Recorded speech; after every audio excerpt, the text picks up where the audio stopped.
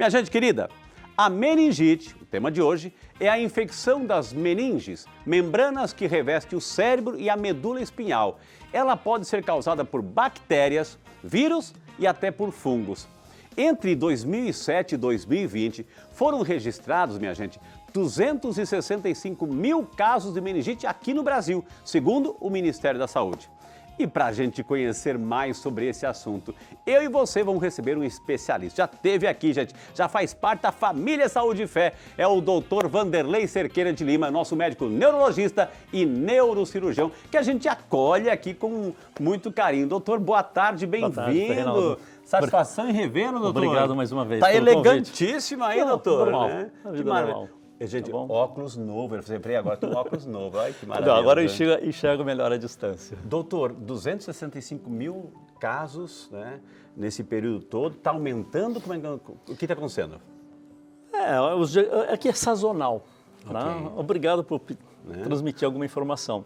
Meningite é muito sazonal. Entendi. Tem a época de inverno, tem a época de verão, tem os agentes mais comuns onde as pessoas se aglomeram mais na época de inverno.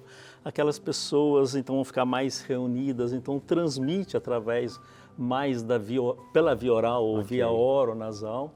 Então, se você tem um aglomerado maior... Vamos sentando, doutor. Obrigado. Se você tem um aglomerado maior de pessoas, você tem esse contato maior e, consequentemente, vírus, bactérias, através de tosse, espirro. E olha só, estamos chegando no inverno, estamos no outono, está chegando no inverno.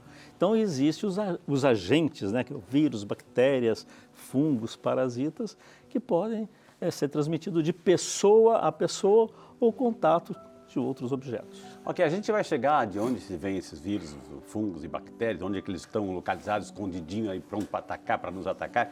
Mas antes disso, doutor, ou seja, vamos entender o que é então.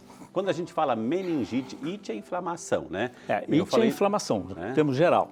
Ok. Tá? Peritonite, inflamação do abdômen, meningite, das meninges, otite, inflamação do ouvido, rinite, faringite. sinusite, aí então, vai, né, doutor? It é inflamação. Ok. Agora nós estamos falando especificamente de membranas que envolvem o cérebro, que são as meninges. Nós temos 3 tipos de meninges, uma mais externa, uma do meio e uma grudadinha ao cérebro. Aqui tem até um desenho aqui de um tem molde, modelo, né, doutor? Tá? Aqui a gente está vendo assim, essa parte mais amarelinha que é quem está em casa está assistindo, está vendo aí, doutor, né? Esse cérebro desmonta, tá? Isso, desmonta. Essa parte amarelinha é alguma meninge? Não, esse aqui é o osso. É o osso, tá? Então é a pele, o osso. Junto ao osso tem uma membrana que nós chamamos de dura mater. Tá. Entre a dura mater e uma média chamado aracnoide. Lembra o termo aranha? Okay, aracnoide, porque ela tem umas ramificações. E tem aquela que é aderida ao cérebro, bem junto ao cérebro. Bem encostadinha aí, doutor. Mais fininha que papel de seda. Ok. Tá? Então ela está protegendo, todas elas protegem o cérebro. Mas entre a aracnoide, a do meio, e a que está grudada, tem um líquor, chamado líquor cérebro espinhal, que ele é produzido lá no meio do cérebro, vai seguindo alguns caminhos e vai banhar o cérebro como um todo e a medula. E qual é a principal função dessa camada que reveste o cérebro, essa meninge, doutor? Primeiro é proteger o cérebro, ajudar na nutrição também do cérebro e extrair, que a gente chama de metabólitos, aquelas substâncias que foram metabolizadas nos neurônios e aí ele tem que ser eliminado também através do líquor.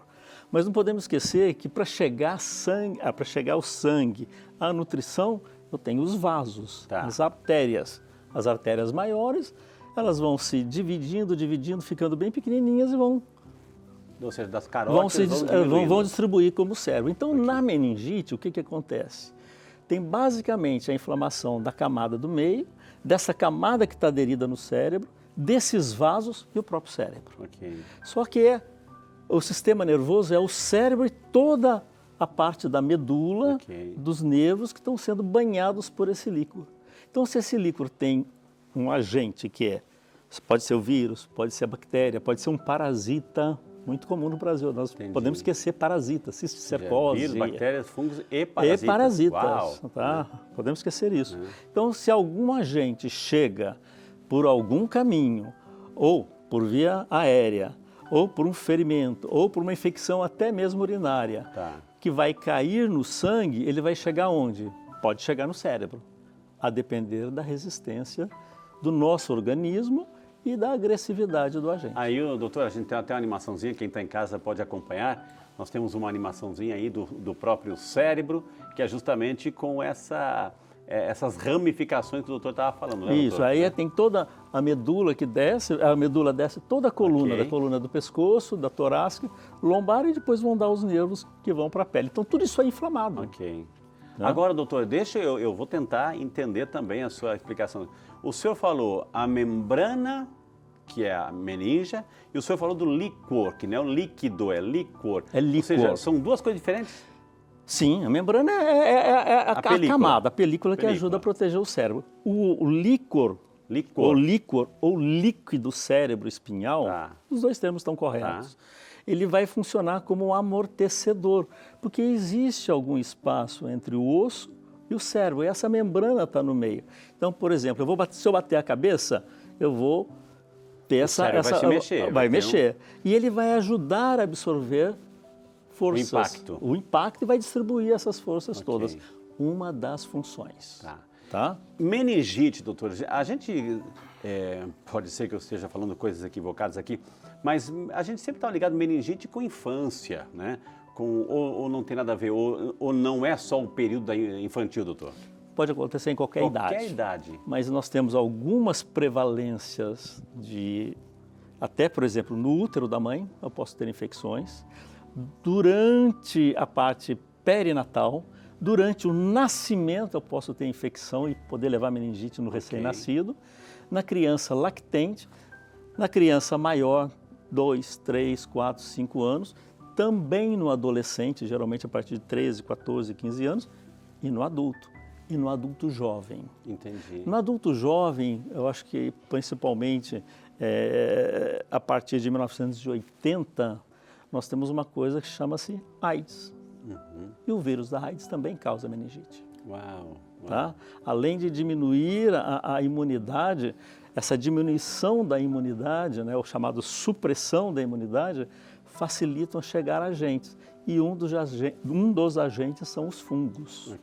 Que passa a ser muito comum. E a gente tem que estar sempre alerta. Eu vou já lhe perguntar adulto sobre... jovem, masculino, também, não estou falando só isso, mas tem aquelas pessoas que são transplantadas, aquelas pessoas que tomam imunossupressor, tem aquelas pessoas que têm doenças autoimunes, onde a resistência está baixa. Então, ele tem... Lúpus é um exemplo.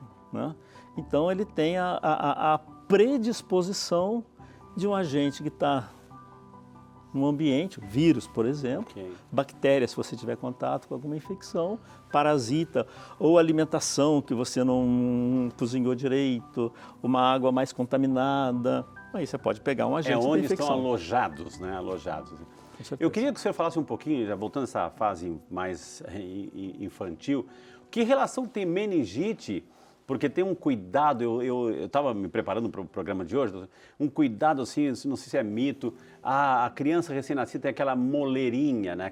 Porque o cérebro tem duas partes, dois lóbulos, né? Então aquela moleira. Dois hemisférios, direito e esquerdo, e tem a moleirinha aqui. A moleirinha. A moleira, nós damos o nome de fontanela. Existe a moleira anterior, a posterior, basicamente essas duas. Era um medo da meningite ali, doutor? Nossa. Não é medo de meningite ali. É que uma criança, um recém-nascido, quando tem uma infecção, a criança não sabe se expressar. Então ele vai ter um choro fácil, é uma criança irritada, é uma criança que está dormindo bastante. Estou falando assim, aquele recém-nascido. Não suga direito, fica prostrado. E aí que tem a meningite. A meningite, ela produz essa quantidade de líquor tão grande que a moleira vai ficar estufada, vai ficar abaulada, vai fazer isso, ó. E aí é onde a gente tem a noção. Porque a criança normal, quando chora, ela aumenta um pouquinho. Mas quando ela fica muito tensa e com todos esses outros sintomas, além da febre, prostração e tudo mais, opa, é um sinal de alerta. Agora, vamos entender. Vírus, bactérias, fungos e agora você colocou outro, parasitas. Isso está onde? Está no ar? Tá onde é que a gente encontra? Vírus tem em todos os lugares. O vírus está voando por aqui. É o agente que tem mais lugares. As bactérias também estão em vários lugares. Né? Então, claro que tem... nós temos bactérias na nossa Não se usa mais o termo flora intestinal, chama-se microbiota. Ok. Nós também temos bactérias normais, temos até mais bactérias no nosso organismo do que as células do organismo. Ok.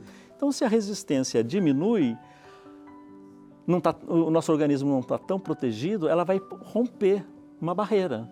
Ou vai romper uma barreira do intestino, ou na própria urina, se tiver infecção urinária. E aí vai acontecer o quê? Vai cair no sangue, vai circular no sangue. O cérebro também tem vasos.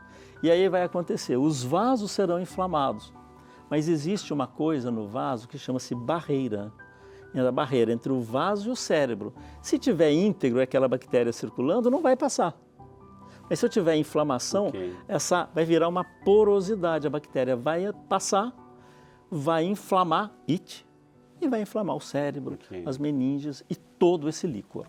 Como é que a pessoa sabe, doutor Vanderlei, como é que a pessoa sabe que ela está com um sintoma de meningite? Que sintomas, assim, são aqueles clássicos que começam a mostrar, opa, tem alguma coisa diferente aí, ou que pode ser confundido com uma dor de cabeça, por exemplo, uma cefaleia?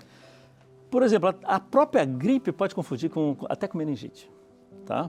Mas não podemos esquecer que, geralmente, na meningite, alguns sinais que nós chamamos cardinais, aqueles sinais importantes. Clássicos. Dor de cabeça. Tá. Dor de cabeça intensa, que não responde aos analgésicos habituais. Dura quanto tempo? É variado de paciente para paciente, mas geralmente é uma dor intensa, acompanhada ou não de náuseas e vômitos, febre, sonolência e, principalmente, rigidez do pescoço, a rigidez da nuca. Não podemos esquecer que o idoso ele tem uma certa artrose e tem uma certa rigidez. Mas imagina o jovem, a criança aqui, o pescoço totalmente flácido. Se eu levantar, tentar fletir e aquilo está rígido, opa, alguma inflamação tem nessa meninge. E aí é a soma um sinal de alerta. É a soma um de contexto todo. Tá. Né? Então, aquilo da criancinha. A criancinha que está chorando, não está alimentando, está com irritabilidade, está vomitando, a mãe não sabe o que é, o pai não sabe o que é, o cuidador não sabe o que é. Opa, ainda tem febre constante acima de 38? Ou é uma infecção geral ou uma infecção geral que pode evoluir para meningite. Hoje O adolescente ele já sabe falar alguma coisa. Eu estou com dor de cabeça, o remédio não está me ajudando. Imagina um adulto que de repente ele está lá com febre alta, e de repente ele vomita sem ter náuseas, tá? Acontece, tem um vômito que vem espontaneamente, não deixa ele dormir de madrugada devido à dor, tem a rigidez de nuca e outros sinais neurológicos, tá? Não é só a rigidez, tem outros sinais neurológicos. Ela pode vir e desaparecer, doutor? Como? Ela pode vir e o corpo absorver, eu estou com uma imunidade boa, o próprio organismo absorve, né, as consequências e ela desaparece? Isso acontece mais com as meningites virais. Tá? Quantos casos de meningites virais você acha que é uma gripe simples, mas também tem meningite do vírus? E não existe antibiótico para vírus. O vírus não é um agente vivo. O vírus é o próprio vírus. A bactéria não. O ser humano já é um ser vivo. Então tem antibiótico para a bactéria ser combatida. Vírus tem outros antivirais. Né? Então, por que surge isso aí? Depende da imunidade e da agressividade do agente. O senhor falou que tem tudo a ver com a questão da temperatura. O senhor citou outono, inverno. Isso tudo também contribui? A temperatura em si não, mas a aglomeração das pessoas. Entende? As pessoas estão mais agrupadas durante o inverno, ficam mais juntinhas durante o inverno. No verão, o que acontece? As pessoas comem qualquer coisa. Não tem mais diarreias no verão. Claro. Tá? As águas são... As pessoas não se preocupam tanto, consomem água, às vezes de qualquer lugar, né? E às vezes existem bactérias que são que estão no nosso intestino, que são ingeridas e ali acessa o restante do organismo, vai levar um quadro infeccioso. Aí tem infecção urinária, infecção do intestino, a infecção gastrointestinal, que de repente, se a resistência estiver tão baixa, vai acessar o sangue e pode chegar nas meninges. Agora, é o que nós chamamos de bacteremia e, eventualmente, a septicemia. A mais comum, doutor, a febril, que é bacteriana, doutor? mais comum, o meio de Depende, transmissão? o meio de transmissão mais comum seria viral. Viral. Tá? Viral. Quantas pacientes têm meningite, às vezes nem sabe que é um sinal, que é meningite, e às vezes ela vai, se o sintoma ele é um pouquinho mais leve ou mais frustro, às vezes é tratado como gripe. E às vezes tem uma coisa muito curiosa, nem sempre, embora as pessoas não aceitem, você fazendo o diagnóstico de uma meningite, você geralmente interna o paciente, pelo menos no período de 24 horas. Uhum. Se ele responde rapidamente a sintomáticos, claro que você vai ter que fazer um diagnóstico através de exames. Ele responde a sintomáticos, geralmente são os quadros virais. Mas aquele que não responde a sintomáticos e você já tem algum outro sinal importante, aí pode ser bacteriano e você tem que tratar com antibiótico. E tratar rápido, porque senão mata. Ok, olha só. Doutor, voltando ao desenho do cérebro, a membrana, a meninge, ou seja, uma vez inflamada, it, né? Se instalou a doença ali. Tem o perigo de romper a membrana, de corroer a membrana, assim? Não, ou seja, essa película não, isso não acontece, tá? De invadir outras camadas, enfim? Ele pode invadir o cérebro, tá? Porque às vezes as bactérias, vamos lembrar, it, vamos usar dar o exemplo da meningite bacteriana, tá? O líquor inflamado vai ser o aspecto purulento, porque o líquido normal, o líquor normal, ele é claro, tipo água de rocha, é a água clarinha, tá? Então, quando a gente suspeita, né, você tem que tem que usar uma agulha especial, fazer uma punção lombar, claro que tem todo um cuidado, como é que está o nível de consciência, eu vou fazer uma tomografia antes ou uma ressonância antes, mas com dado clínico, tá? Eu vou fazer uma punção lombar, colher esse líquor e avaliar numa placa, né, pelo microscópio, o número de células, o aspecto, se tem alguma bactéria ou não. Para ver que tipo de agente que... Para saber que tipo de agente de imediato. Existem colorações especiais. O que é vírus, o que é bactéria, o que é fungo, o que é O parasita. vírus às vezes nem sempre, mas é mais a bactéria. Ok. Tá? Então você colhe aquilo. Se o líquido for bem clarinho, você vai contar qual o número de células que tem nesse líquido. Normal é 0 a 3. Se tiver 500, se tiver 1000, é mais bactérias. Multiplicou, é um processo inflamatório grande, são leucócitos, que são as células de defesa. Proteínas. Líquor tem um número adequado de proteínas, que a gente chama de 35, e de acordo com o sangue também. Se tiver lá 500, se tiver purulento, vai ter muita proteína.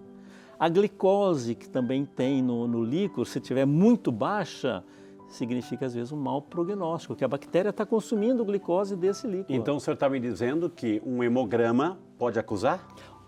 O hemograma mostra uma doença inflamatória. Tá, não sabe o que é. Doença inflamatória geral no Onde organismo. que mostra? Tem alguma voz específica, não? Não, é o paciente com febre, Tá. é o paciente que está prostrado, o paciente que tem um vermelhidão geral, né?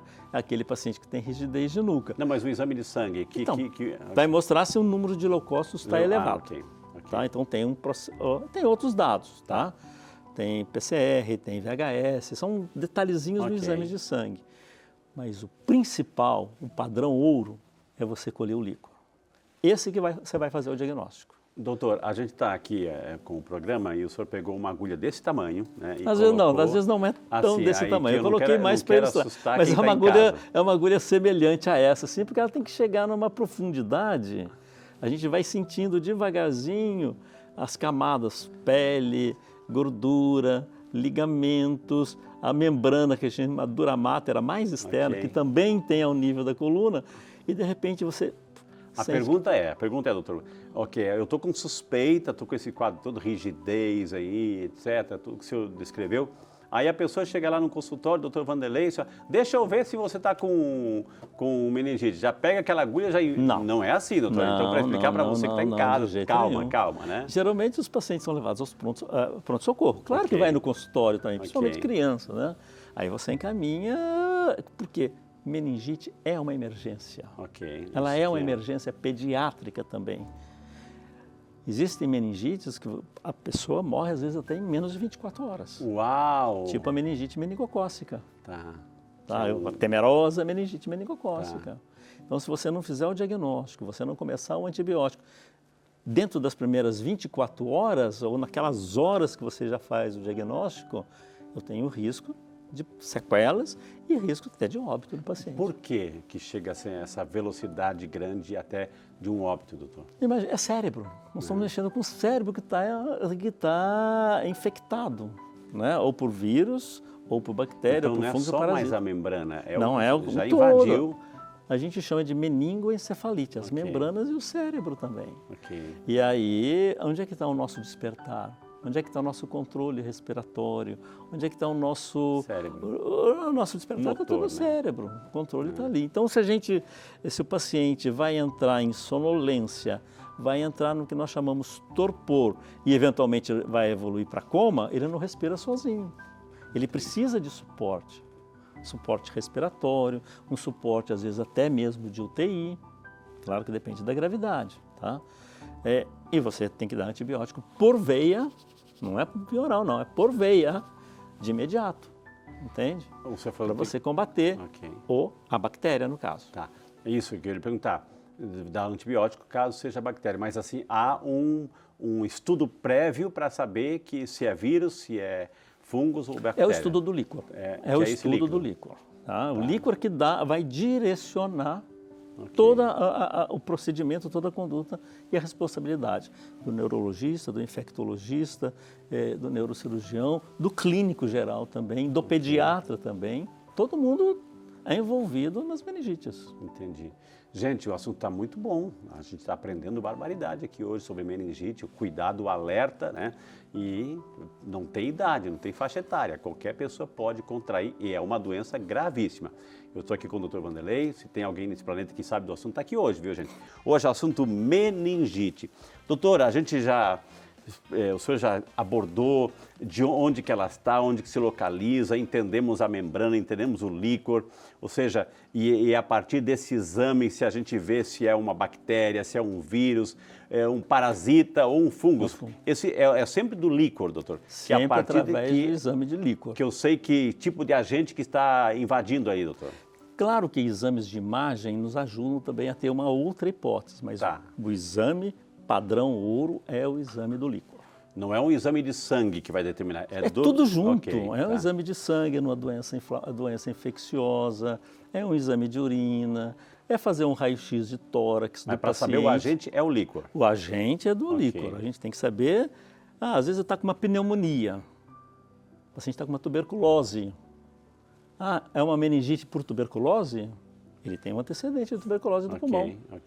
É um paciente que tem uma atividade sexual promíscua, teve sífilis, pode ser uma meningite por sífilis. Uau! Então você tem que pensar... São várias portas. São várias particularidades. Entendi. Então, por exemplo, um paciente que tem dor de cabeça, uma dor de cabeça tão crônica, aquela criança que tem infecção no ouvido, então uma otite pode levar a uma meningite. Uma sinusite, por contiguidade, também pode levar. O que nós chamamos de meningite parameníngea, tá? Que está juntinho, aquelas infecções que estão juntos com a meningite, pode ser transmitido para o cérebro lá e tem infecção na meninge. Pode ter mais de um agente causador? Ou seja, eu posso ter um vírus, uma bactéria, ou um vírus e um fungo? Pode. Tá? Mas geralmente é um único agente, né? Não é tão comum. Vou dar um exemplo que eu já falei. O paciente imunossuprimido, vou dar um exemplo, o paciente com HIV positivo. Ele pode ter a meningite pelo próprio vírus do HIV e ter fungo, ou ter tuberculose, ter criptococose, ou ter um parasita, pode ter cisticercose, por exemplo. Porque a imunidade dessa pessoa ou de qualquer outro, ou um transplantado que usa imunossupressor, aquilo vai assestar no seu organismo. Então, aquele que é mais comum é o paciente HIV ter outro agente associado. Mas não significa que os dois estão causando a mesma doença. Entendi. Um é covalente ao outro. Uma pessoa, doutor, eu vou colocar situações aqui para o senhor entender. Logo, logo a gente vai começar a abrir para as suas perguntas, viu? Então fique tranquilo aí que a gente vai abrir esse espaço, até mesmo que você participe e tem o direito de ter a resposta, viu? Doutor, uma pessoa que está se tratando, por exemplo, de uma doença mais grave, mais delicada, um câncer, né? Que já tem assim uma debilidade. Uma debilidade, uma gama de tratamento mais sério em cima disso. Pode também contrair uma meningite ou não? E o que acontece caso afirmativo? Pode, porque a imunidade estando baixa, às vezes a célula, que a gente chama célula tumoral ou célula neoplásica, não são todos os tipos de câncer não, tá? Alguns tipos de câncer, eles invadem a meninge. Exemplo, leucemia e linfoma. Pode chegar no líquor e ter uma infiltração, e aí a pessoa tem uma meningite linfomatosa, pode ter uma meningite por células neoplásicas ou células tumorais. Então, tudo que nós estamos falando até agora, vírus, bactérias, fungos e parasitas, não. Às vezes eu não tenho nenhum desses agentes. Eu vou dar um exemplo bem comum que acontece no nosso dia a dia. Um traumatismo craniano, uma queda da própria altura, um acidente de moto, uma queda de patins. Às vezes eu tenho um pequeno sangramento cerebral. Esse sangue, ele pode cair no líquor também, e o sangue ele leva, entre aspas, uma inflamação, uma ite. Só que é uma meningite, nós damos o nome de asséptica. Ou seja, não tem nenhum agente bacteriano, viral, parasitário, mas causou uma irritação, uma inflamação na meninge. Só que se você fazer o diagnóstico correto, você não vai dar antibiótico para esse paciente, você vai observar, vai cuidar, vai tratar e aquilo vai resolver progressivamente. Agora, se o paciente, por exemplo, tem um traumatismo mais grave, você vê que está saindo líquor pelo nariz, saindo líquor pelo ouvido, eu tenho bactérias no meu nariz, eu tenho bactérias no meu ouvido. Eu vou observar, porque eventualmente a bactéria dessas regiões pode ir para o cérebro e causar meningite também. Geralmente o organismo dá conta, tá? Mas pode acontecer isso também. E como é que começa? Então são particularidades, tá vendo? Nós estamos entrando nas filigranas da ite. Toda a membrana, né, reveste o cérebro, toda a membrana, a meninge, eu posso ter só numa regiãozinha, doutor? E pode ter, doutor, eu sinto uma dor de cabeça, mas é aqui, ó, nessa região, ou uma vez afetado, todo o conjunto da obra ele sofre as consequências? Não, o mais comum é todo o líquor, né? Mas eu vou dar um exemplo que às vezes pode acontecer. Uma pessoa que às vezes tem uma sinusite ou tem uma infecção dentária, né? Por alguma coisa caiu no sangue essa bactéria, tá? Por uma infecção dentária ou uma sinusite. Também é endocardite. A endocardite é uma bactéria que fica alojada nas válvulas do coração. Vai cair no sangue, só que essa bactéria tem uma particularidade, ela pode não só dar meningite, como chegar numa região do cérebro. E aí eu vou ter o que chama cerebrite. Esta cerebrite, que é a inflamação específica do cérebro, pode evoluir para abscesso cerebral. Então eu posso ter abscesso cerebral na frente, lateral, posterior, e aí... Aqueles carocinhos, doutor? É um nódulo. É um nódulo. Geralmente os tamanhos são variados, mas principalmente você vai ter um diagnóstico suspeitando desse abscesso com exame de imagem, ou tomografia ou ressonância.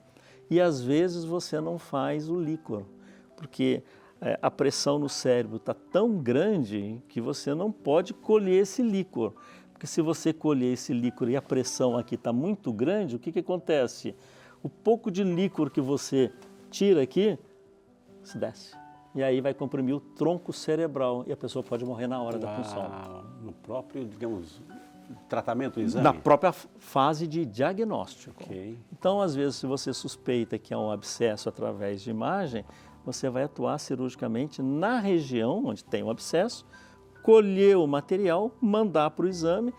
Claro que você vai estar prescrevendo o antibiótico de um largo espectro, achando que pode ser tal ou tal agente, dependendo da história que você vê do paciente ou demais exames do organismo.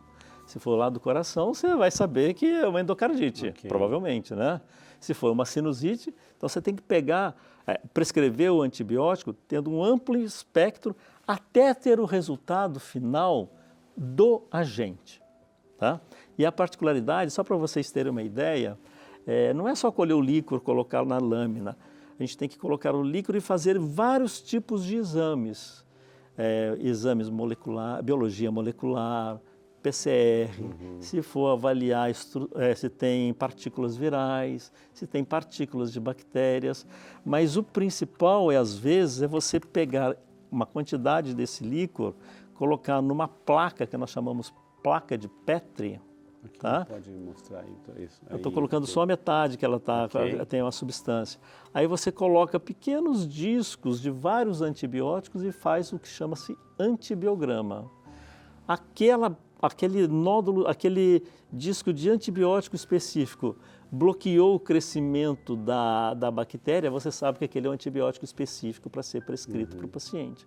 Então, aquele antibiótico que você prescreveu nas primeiras 24 horas, o paciente ainda continua com febre, você tem que esperar, às vezes, um tempinho maior, está sendo medicado. Mas você tem que esperar até 24, 48, 72 horas para ter o resultado do antibiograma. O antibiograma, aí você vai escolher de uma forma mais específica aquele antibiótico, ou você vai retirar outros antibióticos que não estão fazendo uso, ou trocar tudo de novo. Dr. Vanderlei, do ponto de vista assim, de grupos de risco, quem está mais assim, ou não existe isso? Ou seja, olha, cuidado, você está com diabetes, cuidado que você está isso e aquilo, cuidado que você tem pressão alta, enfim. Tem algum grupo de risco, né? Algum grupo que tem mais propensão a desenvolver meningite? O recém-nascido e o idoso. Uau. Isso é comum. Tá. São os dois extremos, porque o recém-nascido, o sistema de defesa, o sistema imunológico ainda não está se formando. Desenvolvido, está se formando.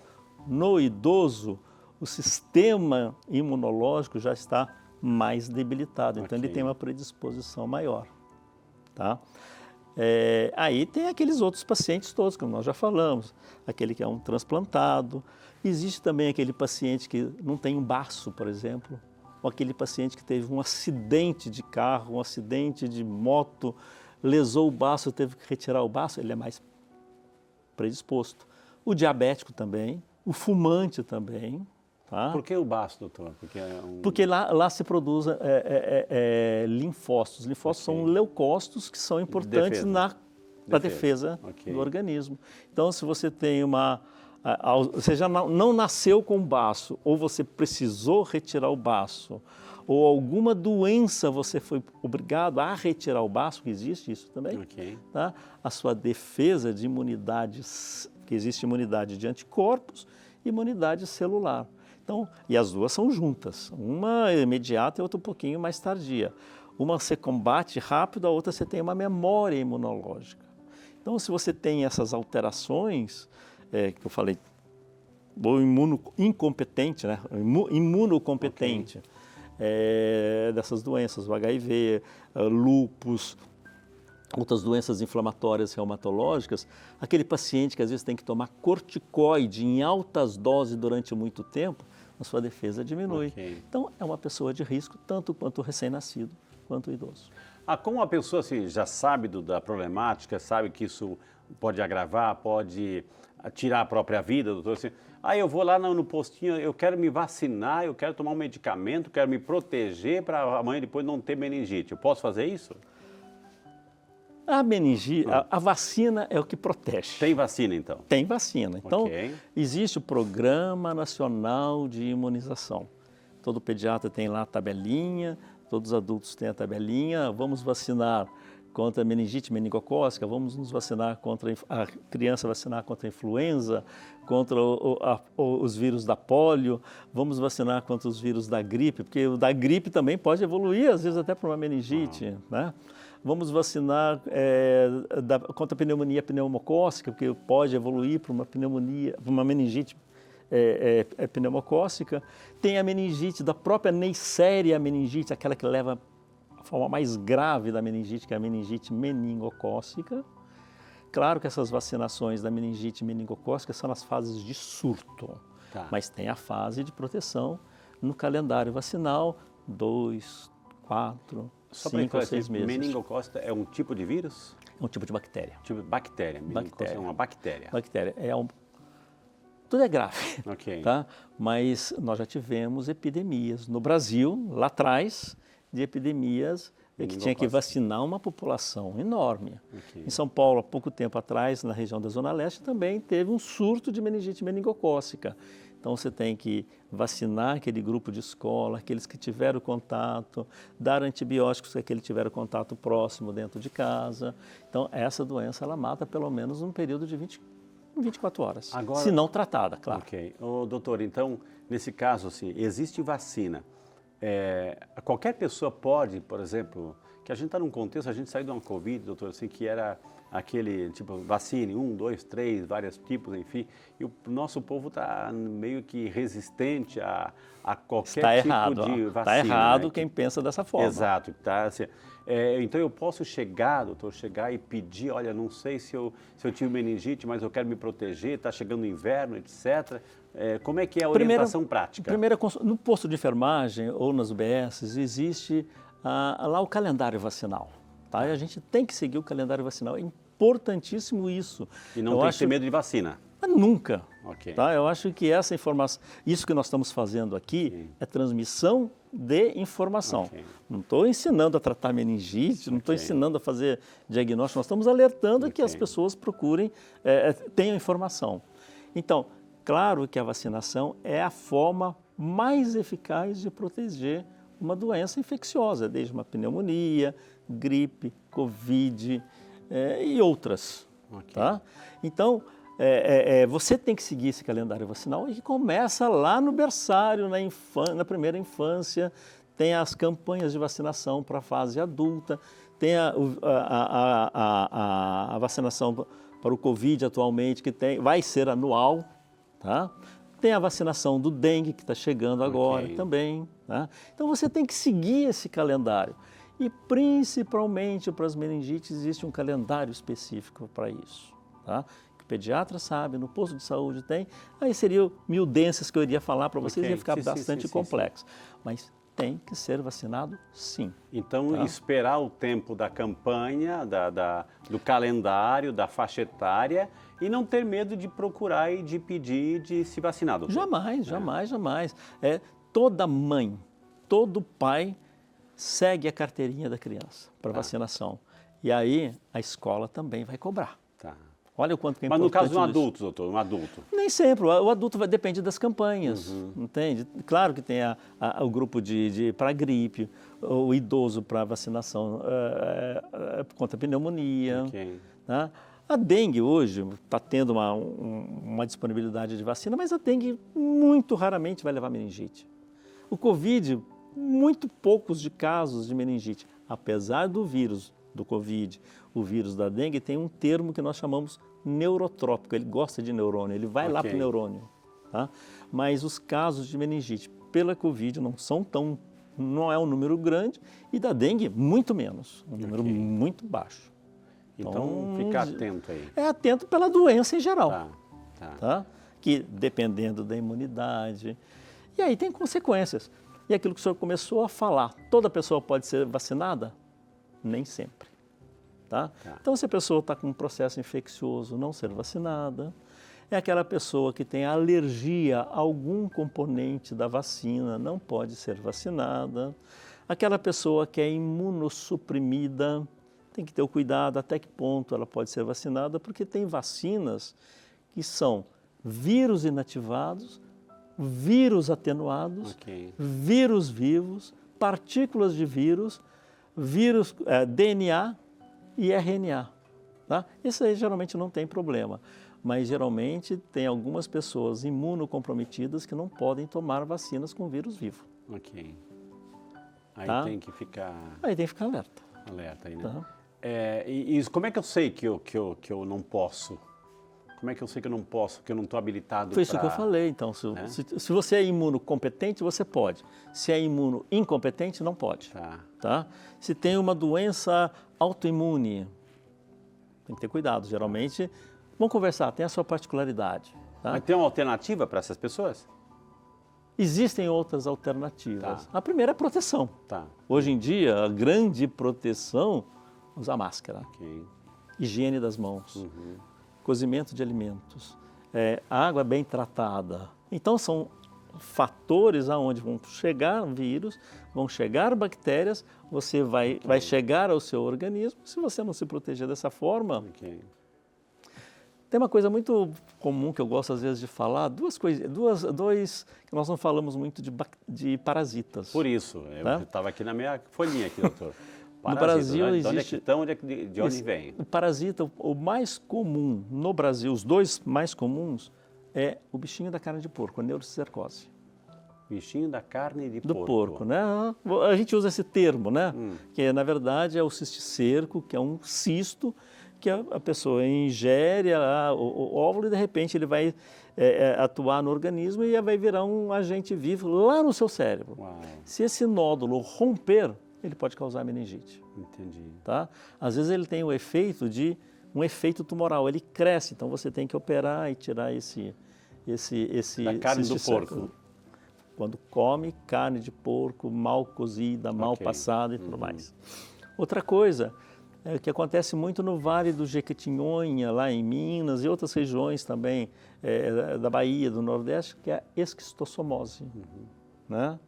Que também pode levar cisto na medula, cisto no cérebro. Então, são particularidades em algumas regiões do Brasil. Ô, queridíssima diretora, estão chegando as perguntas já? Né? Estão chegando as perguntas, sim, né?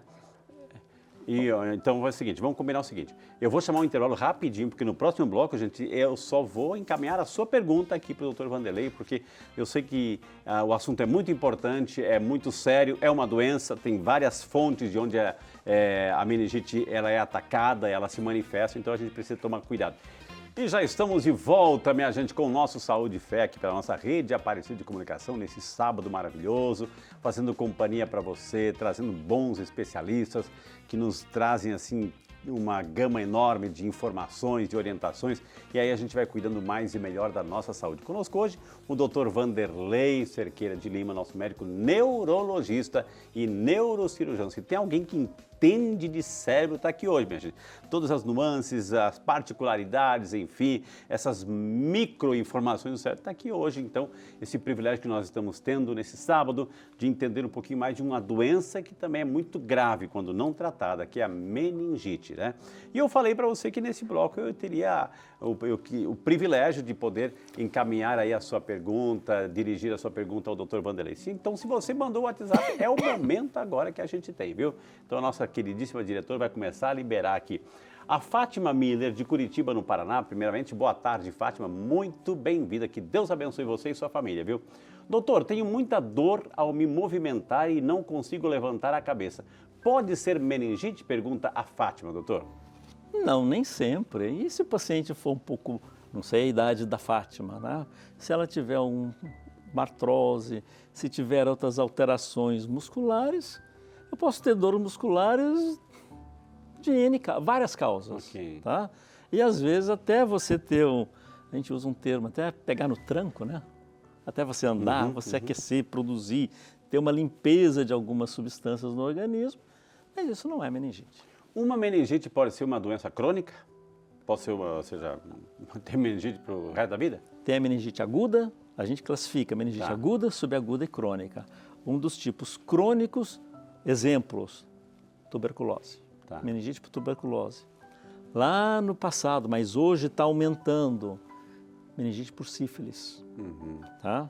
A meningite por células neoplásicas, aqueles pacientes que têm ou linfoma ou algum outro tipo de neoplasia, às vezes ela torna-se um pouco crônica e não fica aquele período agudo, nas primeiras 24 horas, na primeira semana não, ela vai às vezes semanas ou acima de 4 semanas, aí nós damos o nome de crônica. Entendi. Tá? Mais perguntas chegando aqui, diretora?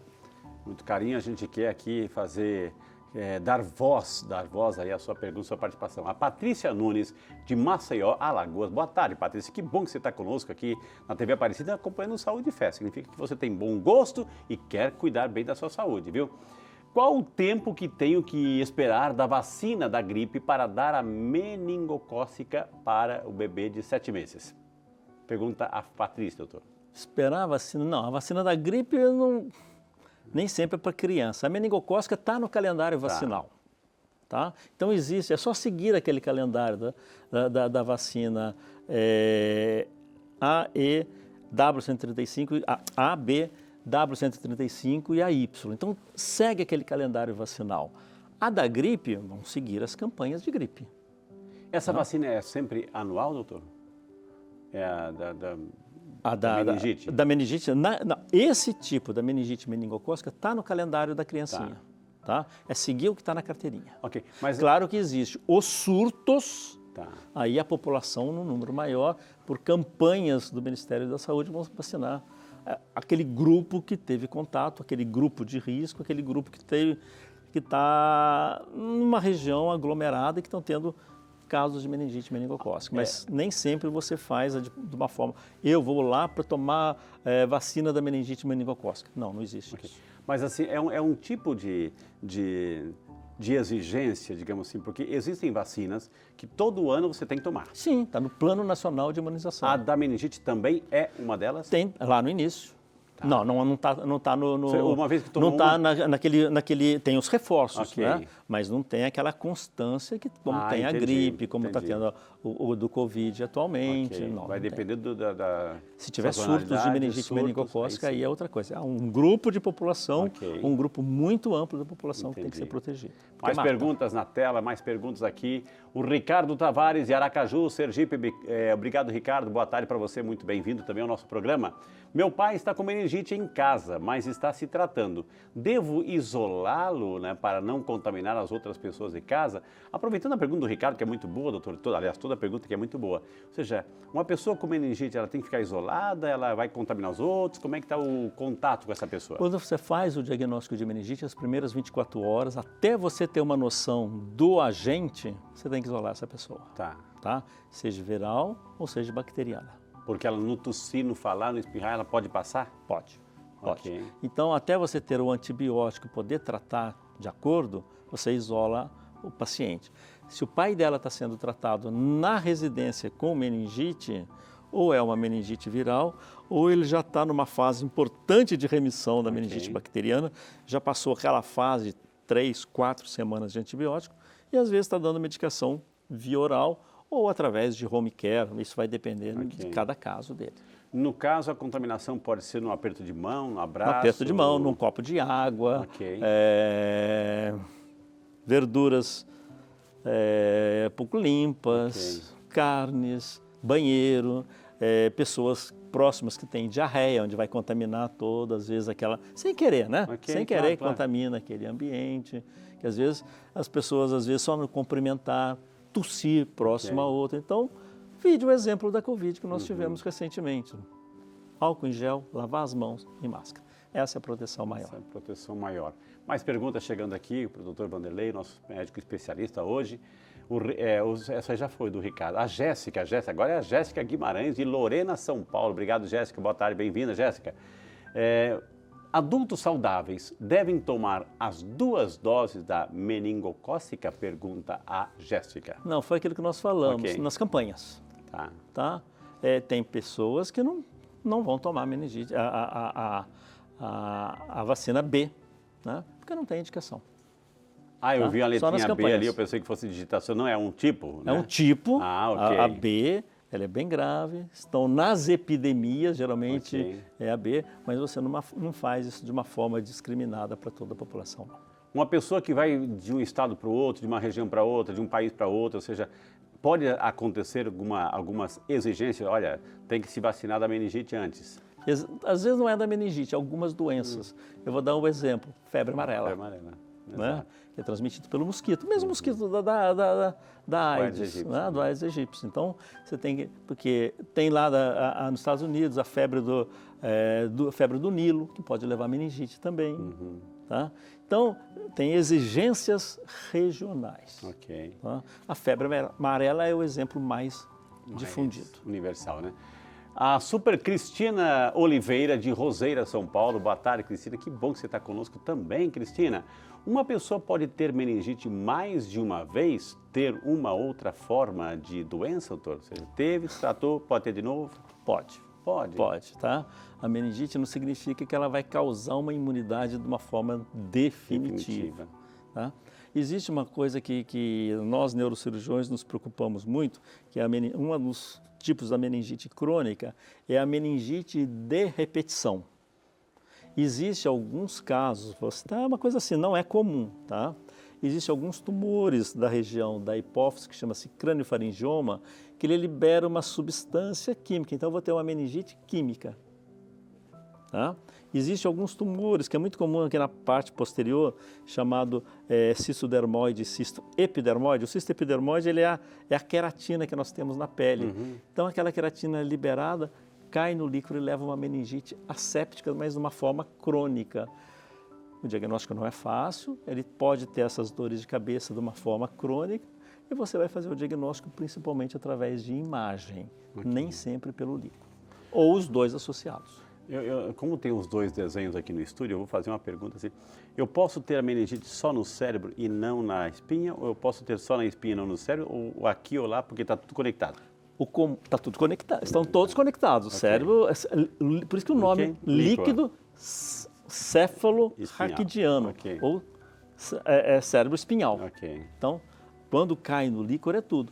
Claro que existe a particularidade se tem, por exemplo, um cisto de cisticercose, um cisto de esquistossomose numa ou noutra região.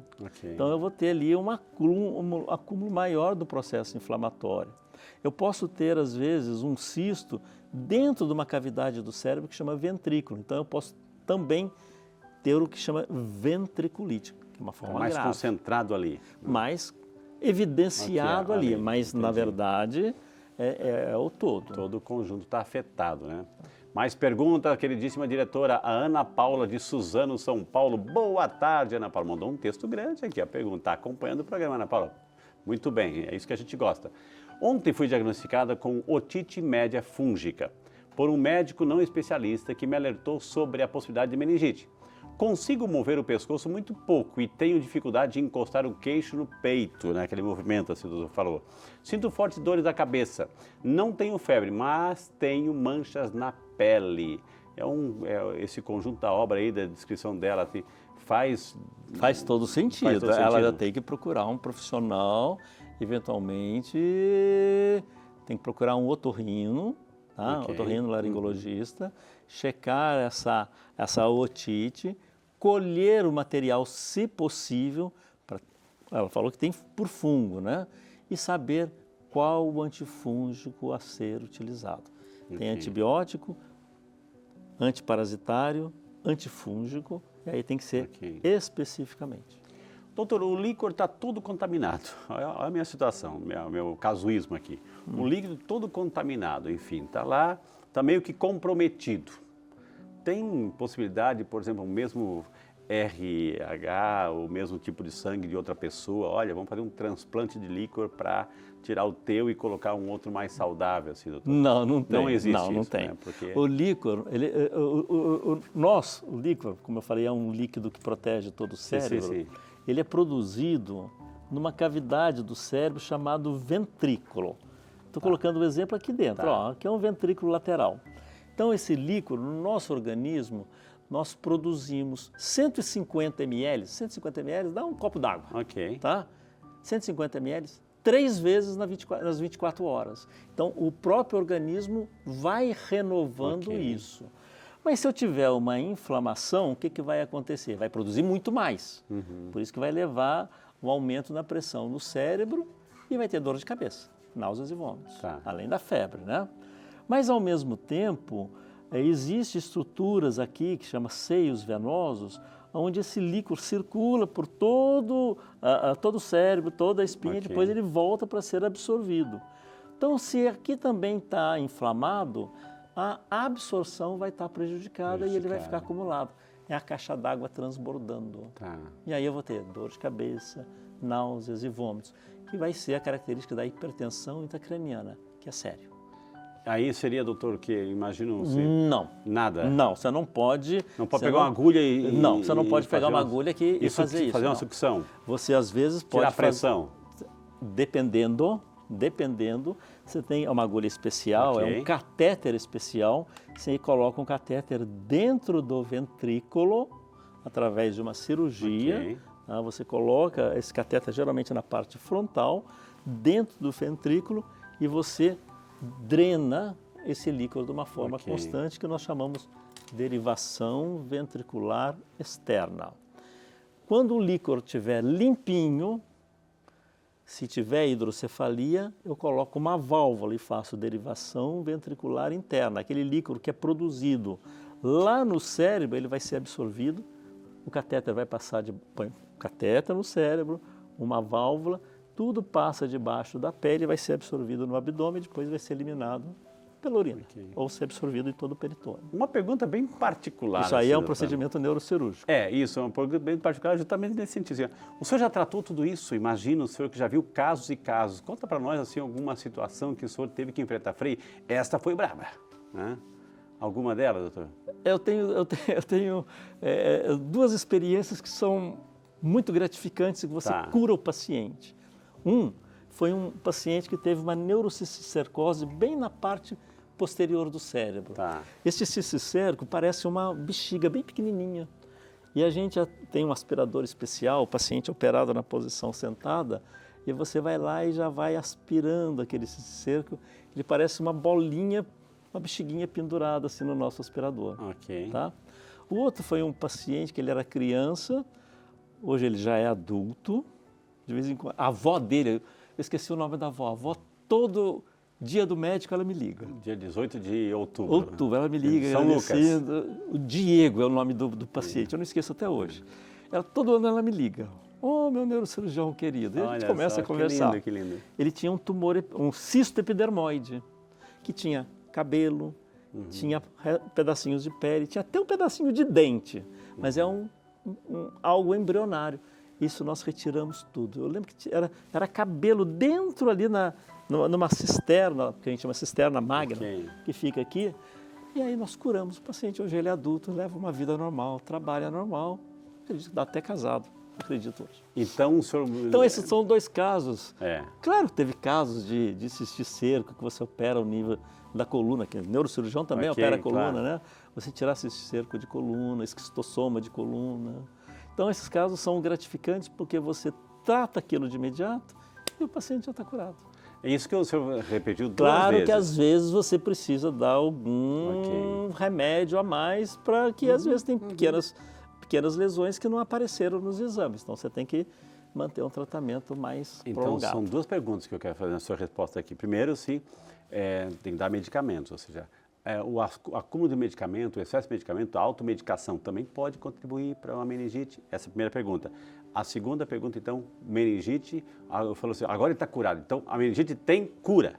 Sim, que claro, maravilha, sim. Que boa resposta. Se existe alguma coisa que veio desde a Segunda Guerra Mundial e que tem cura, que cura uma doença, é o antibiótico. Quando o soldado americano foi para a Segunda Guerra Mundial, ele ia com a sua arma, mas ele também ia com a penicilina.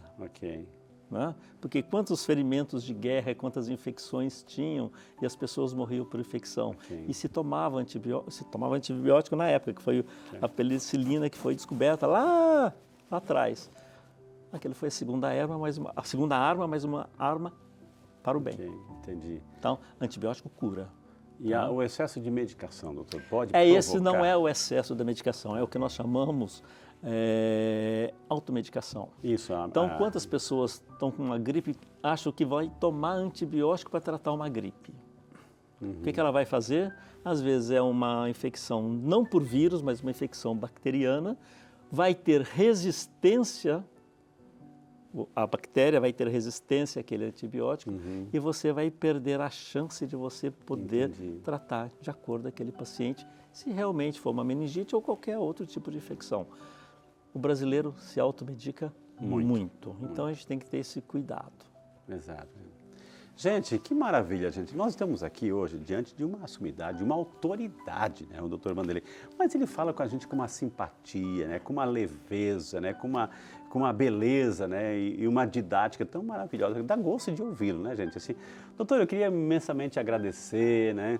Muito obrigado por ter vindo aqui, muito obrigado por partilhar essa sabedoria. O senhor é uma autoridade no assunto, a gente sabe disso e conversar com o senhor, ter o senhor aqui um momento conosco aí, pelo Brasil afora, através da nossa rede Aparecida de Comunicação, é uma alegria muito grande. Muitíssimo obrigado, doutor. Eu também fico muito alegre, sabe por quê?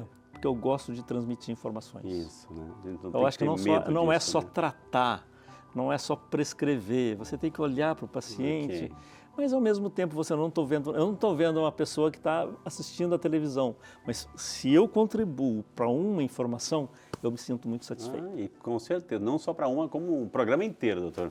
Eu gosto disso. Muito obrigado de coração, viu? De verdade, e obrigado não demore a vocês. muito para voltar, viu, doutor? Não tem demore outros muito, assuntos, né? tem tantos assuntos que vale a pena. Que valem muito a pena. E hoje, uma coisa que eu gosto, né? Assim, gosto e todos gostam. O mundo está na ponta dos dedos. Exato. Tá? Então, hoje em dia, todo mundo tem informação através... Mais um médico, um bom médico junto, tirando dúvidas. Isso isso é fundamental. Nada Principalmente, substitui, né? olhar nos olhos do paciente e tocar no paciente. Isso é importante. Exames complementares são complementares às nossas avaliações. Tá? E não chegar com exame... Calor humano, né? Tem que ter calor humano. Acho que é muito bom uma consulta com o doutor, viu? Gente, eu vou, então, depois desse momento que a gente aprendeu várias informações como cuidar da nossa saúde física, também temos que potencializar, minha gente, a nossa saúde espiritual. Por isso que está chegando o nosso momento de oração. Fica só um pouquinho. Senhor Jesus Cristo, nossos doentes necessitam ser curados no corpo e na alma. Pela fé, sabemos que nenhuma doença é maior do que a vida.